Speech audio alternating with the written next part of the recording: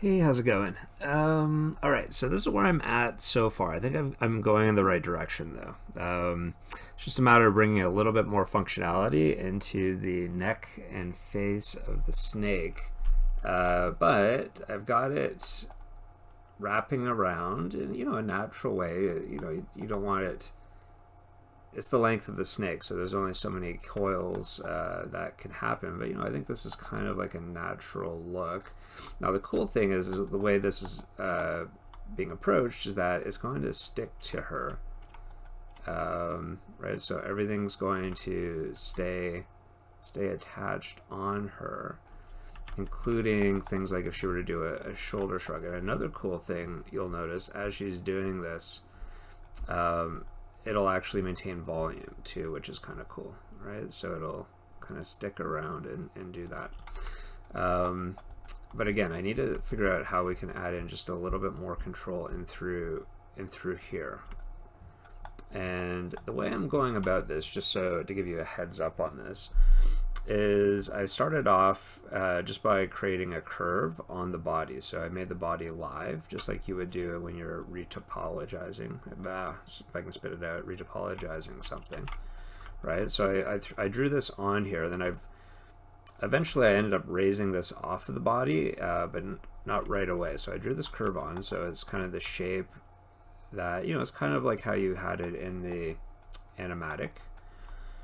And then I rebuilt the curve so that it had evenly spaced vertices for the most part. Since then I've tweaked it a few more times, but you can rebuild curves in a predictable manner through the curve menu here. So if I just tear off the curve menu, rebuild. So I rebuilt it with 50 divisions, so there's just enough to make sure it sticks 100% everywhere on the body where it's been placed. Cubic. And then what I did is I ended up drawing a linear curve, just 2 points. So create curve tool, CV curve tool, and why did that happen? Let's see. A linear curve. So the cool thing, and with the grid snap, so I kind of measure to the size of your snake with this one. Now the cool thing with this is that it's just fast to throw down your curve. And then what I can do is I can rebuild it with the exact same settings. So when I'm rebuilding this, or when I'm building this from the beginning, I should mention that, I want to make sure the end is at the head, because that's going to be where the root of the joints are going to be, because we are still going to be using spline IK. So just kind of going a little bit in reverse in terms of how this needs to be built. And I'll show you how it gets stuck together in a second. So again, I'm just kind of creating my curve, the length of the snake's body, and then rebuilding it again. So now instead of 2 curves, I've got the exact same number. Now the cool thing, if I have the exact same number, is that I can use it as a blend shape. So what I can do is I can select the one that's on the body, which is the on-body one. I can select the curve that eventually we'll have the spline IK on it, and I can do a blend shape, so deform blend shape. And when I do this blend shape, I should mention, which is the important part for this to work, is that I have it set to world, which means that this is going to actually, not like a regular blend shape, like when you're doing a lip sync where the models stay in the exact same position. This is actually going to match whatever's on the body. So basically, if I activate this, you can see that it's going to start to snap exactly to the same position as the body. Now this body, I should also mention, is wrapped. So this curve is wrapped onto the body geometry. That's how it sticks and moves with everything, right? So if I were to bring in the body here, like bring in like a shoulder, right? You can see that, as I move that control around, this is going to move and stick with that because this is wrapped to the body geometry, right? So once I activate that blend shape, which the blend shape is actually activated. Nope, it's not actually. I lied. Let's see. There's the blend shape. So if I were to activate this blend shape then moves with everything as well. So that's going to stick. Now I didn't just connect it though. So what I then did is using a Maya's bonus tool. Now this is free from Autodesk.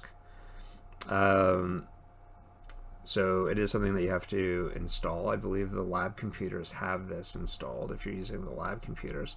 But under rigging, it has a neat function that allows you to build the curves, joints along the curve. So here it is, create joints on curve option box.